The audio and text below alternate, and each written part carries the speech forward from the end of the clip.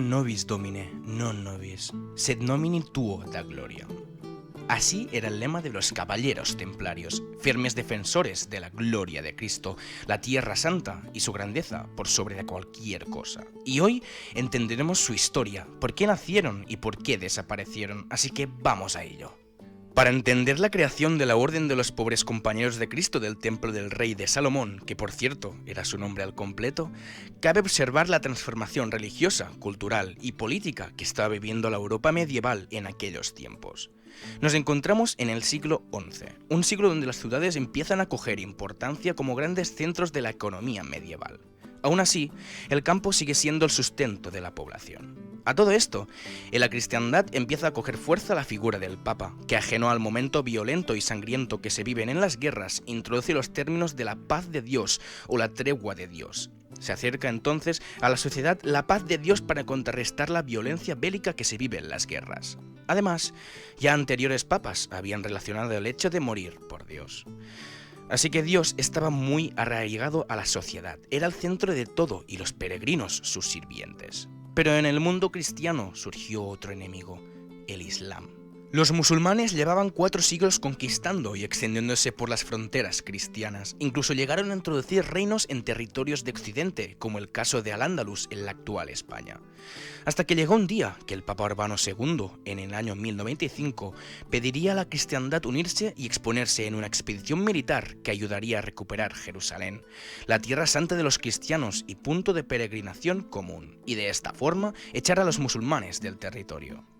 Estas expediciones serían conocidas más tarde como cruzadas, y muchas de ellas se llenarían de soldados cristianos venidos de muchos reinos bajo el grito de Deus Vult, Dios lo quiere en latín. Así pues, tras la conquista de Jerusalén en el año 1099 y la constitución de territorios latinos en la zona, el nuevo rey de Jerusalén, Balduino, dejó instalarse en la nueva zona conquistada a muchos soldados que habían participado en esa primera cruzada.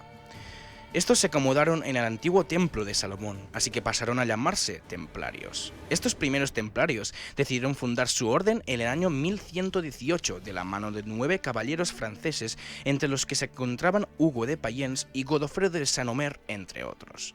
Todos ellos habían participado en la primera cruzada y construyeron los cimientos de la nueva orden que fue legitimada por el Papa. 10 años después de la recién fundación de la Orden, se celebró en Francia el Concilio de Troyes, que sería el que se encargaría de redactar las reglas para los caballeros templarios, una especie de carta de reglas para aquellos que quisieran entrar en la Orden y los pasos que tendrían que seguir para convertirse en caballeros templarios. Algunos de los artículos de esa carta eran tales como comer 3 veces a la semana carne como máximo. La mayoría de estos artículos estaban enfocados en los hábitos cristianos que tendrían que seguir esos nuevos caballeros de Cristo. Tras la celebración del concilio y la redacción de la carta, 5 de los 9 fundadores de la orden viajaron por los reinos de Europa en busca de efectivos para su organización, pero también para recaudar dinero y de esta manera financiar la orden. En poco tiempo, estos caballeros consiguieron reclutar a 300 efectivos. Poco a poco, la orden iba cogiendo más importancia. Pero a medida que pasaban los años, se hacía más evidente el claro privilegio que tenían los templarios por encima de las capas sociales y eclesiásticas de la sociedad, pues estaban solo sujetos a la autoridad del Papa y de nadie más. Pero es que encima, los caballeros templarios tenían derecho al óbolo, es decir, tenían derecho a coger las limosnas de las iglesias una vez al año. Durante el corto periodo que estuvieron los templarios en Jerusalén, hasta que fue otra vez tomada, se dedicaron a escoltar a los peregrinos que viajaban a los santos lugares. De hecho, esta era su misión principal, pero en el año 1147 se produjo la Segunda Cruzada, que resultó en una victoria musulmana. Aún así, los templarios jugaron un papel vital en la historia, pues lograron proteger al rey Luis VII de Francia luego de haber caído en batalla contra los turcos. Pero el punto de inflexión más importante llegó en el año 1170, cuando la orden se empezó a extender territorialmente por Europa, llegando a instalarse a Francia, el Sacro Imperio Romano Germánico, Portugal y Castilla, la actual España. Aún así, hacia el año 1187, en plena Tercera Cruzada, el sultán de Egipto, Saladino, llegó a los territorios del reino de Jerusalén para reconquistarlo. Saladino se enfrentó ante todo un ejército de templarios, más las otras fuerzas cristianas, en la batalla de los Cuernos de Jatín, de la que saldría victorioso, infringiendo numerosas bajas cristianas, muy altas también por parte de los templarios. Aún así, aunque derrotados, los templarios lograron contener a Saladino de conquistar la ciudad santa de Jerusalén y la mantuvieron como una ciudad libre de cualquier reino, una ciudad de peregrinación. Pero años después, las cosas empeoraron para los templarios, pues tras la reconquista del reino de Jerusalén por parte del rey Federico II, este territorio fue otra vez perdido. Así que los templarios se vieron forzados a mover todos sus cuarteles de Jerusalén y recluirse en San Juan de Acre, muy cerca de la ciudad santa.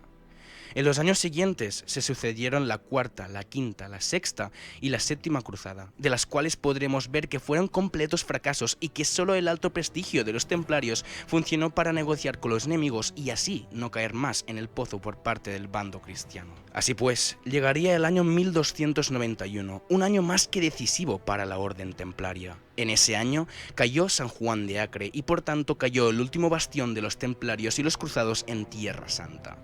Pero eso no fue su final, sino que la orden se mudó a la isla de Chipre, comprada 100 años antes al rey de Inglaterra, Ricardo Corazón de León. Lejos de conocerlos como monjes caballeros que luchaban por Dios o por estar obsesionados con reconquistar Tierra Santa, los templarios fueron conocidos también por ser unos excelentes comerciantes. De hecho, se dice que fueron los primeros banqueros. Por tanto, la orden templaria jugaba un papel importante en la esfera económica medieval. Los templarios llegaron a tener grandes bastiones por toda Europa, pero donde siempre fueron más fuertes fue en Francia. Allí dio comienzo el principio de su fin. Hacia el año 1305, el actual maestre Jacques de Molay se negó a la petición del Papa Clemente de fusionar todas las órdenes militares y emprender otra cruzada. Por otra parte, el rey de Francia, Felipe IV, presionándolo incansablemente, logró convencer al Papa de iniciar un proceso contra los templarios, pues el reino francés seguía endeudado con la orden y Felipe no quería otro poder que no fuera el suyo en Francia. Quería eliminar la orden de una estocada y lo haría con la ayuda de la Iglesia.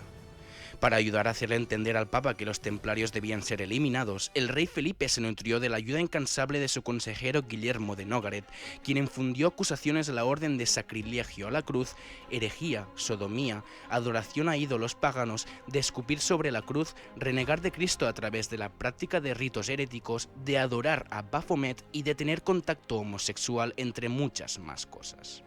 El gran maestre Molay y 140 templarios fueron simultáneamente torturados en Francia los meses siguientes, pero debido a las protestas que se iban generando por tierras cristianas contra las acusaciones a los templarios, el Papa decidió organizar, por medio de la bula Faciens Misericordiam aprobada en agosto de 1308, unas comisiones para escuchar a los templarios. El proceso daría comienzo en abril de 1309 en París. Todos los caballeros, libres de las torturas a las que habían sido sometidos, desmintieron todas y cada una de las confesiones que habían realizado. El rey, viendo que su versión peligraba, recurrió a sus influencias para lograr organizar un concilio ecuménico, el Concilio de Sens. Este se inició en el mes de abril de 1310.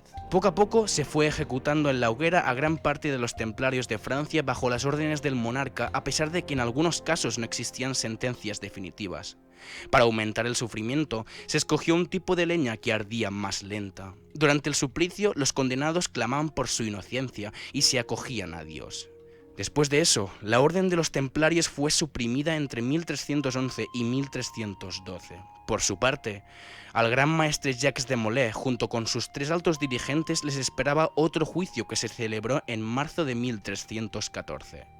Estos eran Godofredo de Chernay, Hugo de Perot y Godofredo de Gonneville. Delante de la Catedral de Notre Dame de París se levantó un gran patíbulo donde los 4 serían ejecutados en la hoguera. Antes de ser ajusticiados, de Molay declaró su inocencia y la injusticia que se había cometido contra ellos. Esa misma tarde fueron trasladados hasta la isla de los judíos en el río Sena, donde se les ejecutó quemados en la hoguera.